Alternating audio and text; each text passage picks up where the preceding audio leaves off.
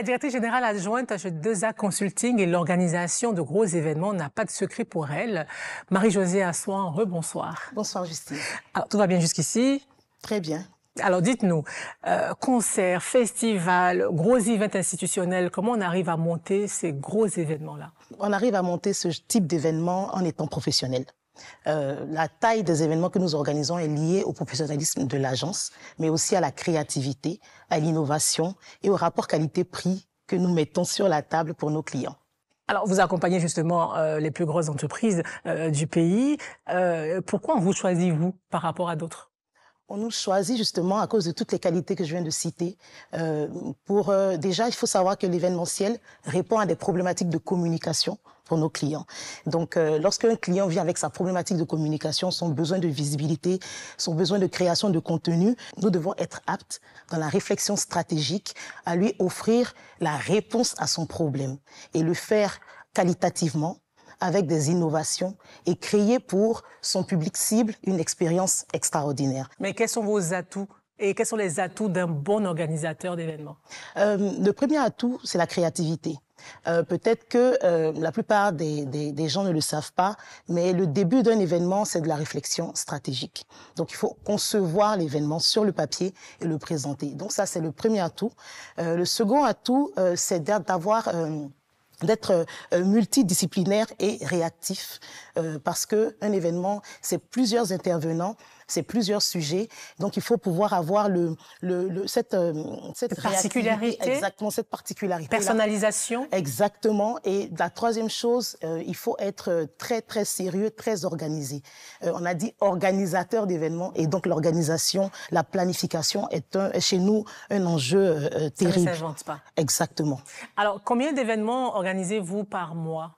Il faut savoir que en événementiel, il y a des périodes hautes et il y a des périodes un peu plus basses. Donc, par mois, nous pouvons organiser entre 6 et 10 événements dans des périodes classiques dites basses et pour des périodes hautes où tout va bien et où il y a des challenges ou des rendez-vous importants dans le pays, organiser jusqu'à 30 événements par mois. Alors, c'est quoi la place du secteur de l'événementiel dans l'économie de la Côte d'Ivoire et est-ce qu'il y a des chiffres clés, des chiffres importants que vous voudriez bien partager avec nous? Ce que je peux vous dire, c'est que en Côte d'Ivoire, l'événementiel occupe une place très importante parce qu'on a un impact certain sur tout ce qui est relatif au tourisme, tout ce qui est socio-économique. Donc, l'événementiel a su acquérir une bonne place et être très important dans l'économie du pays.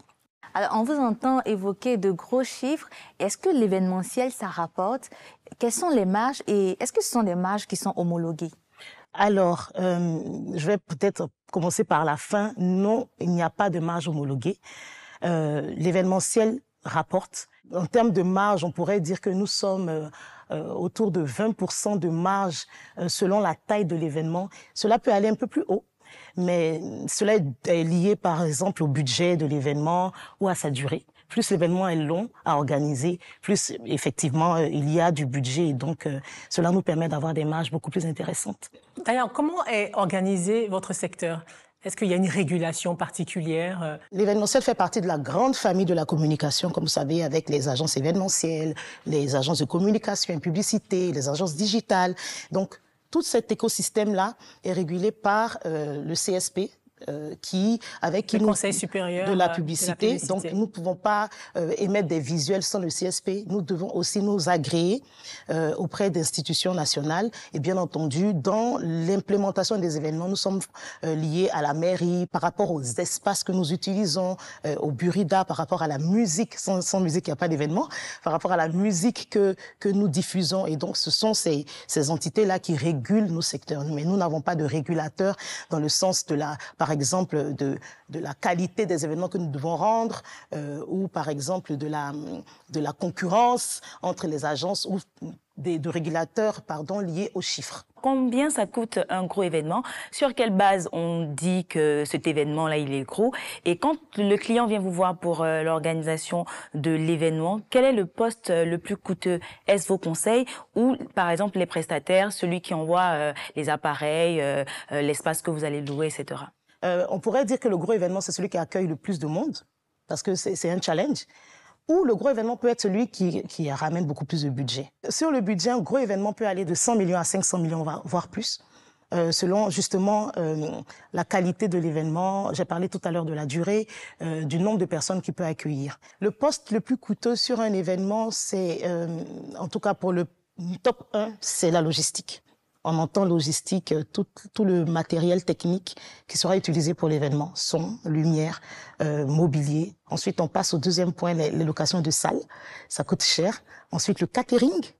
Et pour vous donner plus d'informations, ce sont des éléments qui sont payés la plupart du temps cash, sans délai de paiement.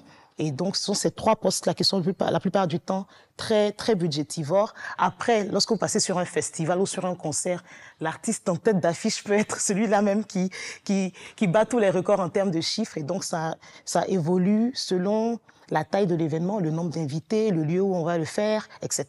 Et quels sont vos rapports avec les banquiers? Vu l'évolution des chiffres dans le milieu de l'événementiel, on a parlé tout à l'heure de centaines de millions, les banques commencent à s'intéresser à nous et franchement, j'aimerais vraiment saluer certains partenaires banquiers qui font des efforts et qui, quelquefois, nous accompagnent au-delà de nos espérances. Et en matière d'assurance, comment sont assurés vos événements? Comment ça se passe à ce niveau-là? Lorsqu'une agence est professionnelle, dès le départ, dans la planification de son activité professionnelle, elle doit avoir une assurance. Donc, nous sommes assurés pour tous nos événements. Et par rapport à des événements particuliers, on prend attache avec des maisons d'assurance pour assurer tel ou tel matériel qui vient de l'étranger ou tel. Je vous assure qu'on assure même des guitares d'artistes, des batteries d'artistes. Donc, selon l'événement, on rajoute certaines polices d'assurance pour nous permettre d'éviter des problèmes. Quelles sont les innovations de ce domaine? Les innovations sont liées à tout ce qui est technologie nouvelle, intelligence artificielle. Maintenant, pour pouvoir faire rêver un client, on n'a plus forcément besoin d'aller voir quelqu'un qui est spécialisé dans la 3D.